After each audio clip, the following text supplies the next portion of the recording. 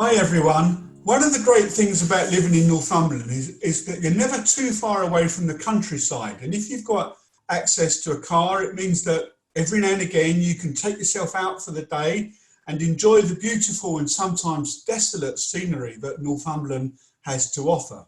So earlier this week, Kay and I did the walk around Copper Snout and Clennell Street, which starts just past Aldwinton, surely the last village in Northumberland before the real wilds of the national park.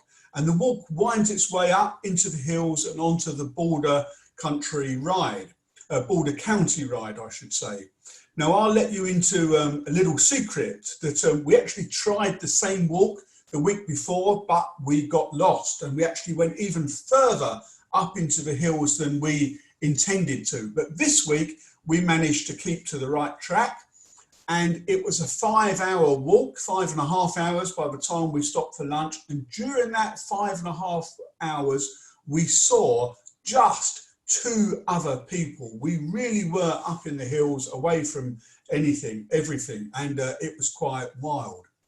And later on in the week and earlier this morning, I started to think about Psalm 121, which is somewhat ironically known as a Psalm of Ascent, although scholars tell us it's called a Psalm of Ascent because it's one of a group of psalms that the Israelite people would have sung as they walked up into Jerusalem for their annual Passover festival. But anyway, Psalm 121, it's all about the hills. Let's read it. It says this: I lift up my eyes to the hills.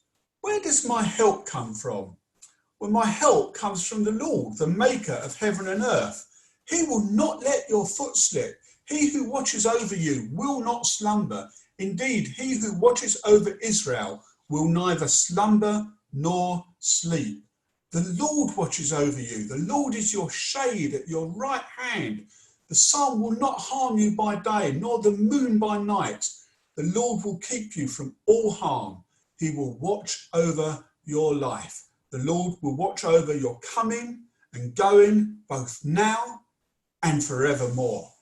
So the first verse of this psalm can be a bit misleading. I will lift up my eyes to the hills from where my help comes from. And you need to read on to verse 2 to understand that what the writer is saying. He or she is not saying that their help or salvation, as other Bible versions put it, comes from the hills or the mountains. Far from it. But inspired by God's creation, inspired by looking at the hills and the mountains, the writer remembers that our help, and in other psalms like Psalm 46, more specifically, our help in times of trouble comes from none other, and there's the answer in verse 2, our help comes from the Lord, the maker of heaven and earth, the creator of the beautiful hills that I can see around me. And then we just have this explosion of praise. Never let your foot slip. Now, this is not saying that you'll never trip over when you go out for a walk, because surely all of us have done that once or twice, although thankfully that didn't happen to me, not this week anyway, even though the path was a bit tricky in places. No, this is a metaphor, the psalm writer thinking about the difficulties and challenges we face in the spiritual side of our life as he or she picks their way along a path which is no doubt easy in some places, but quite treacherous or challenging at other points. And then in the heat of the midday sun, maybe worried about getting a bit burnt, but unable to pull out a bottle of sun cream out of their bag like Kay and I did. So meditating that actually the Lord will be your shade that will protect you from the intensities and the pressures of life. But later, as the sun starts to set, nightfall approaches, maybe the writer starts to think about their own personal safety, or maybe they're just getting tired and are looking forward to a good night's sleep. But the Lord who cares for you, and indeed not just you, but all Israel, the psalmist writes, all of the Lord's people, so we can include ourselves in that too, he doesn't get tired. He doesn't doze off. He doesn't need to sit down and relax. Daytime, nighttime, It doesn't mean anything to him. It makes no difference. He is watching over us. He cares for us. And then finally, maybe you approach your lodging for the night, the place where you're going to stay out on the road. But is it safe?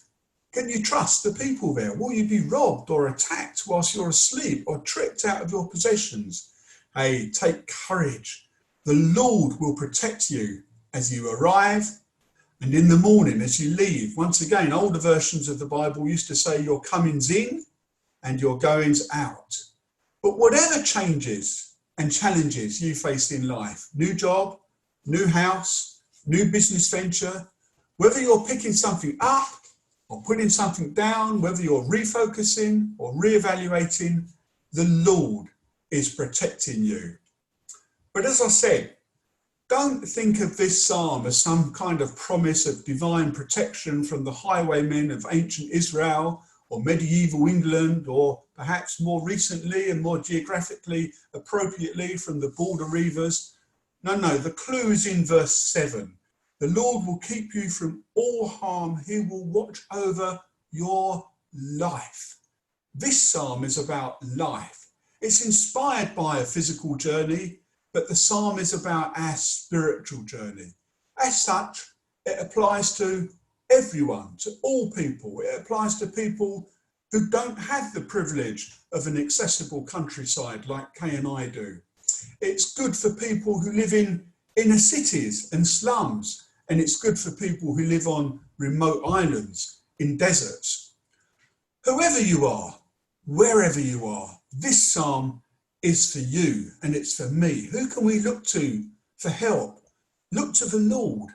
But not just help. I've already said in older versions of the Bible, this word is translated as salvation, this word in verse 1. And it's interesting that both help and salvation come from the same Hebrew word. It can be translated either way. So who can we look to for salvation?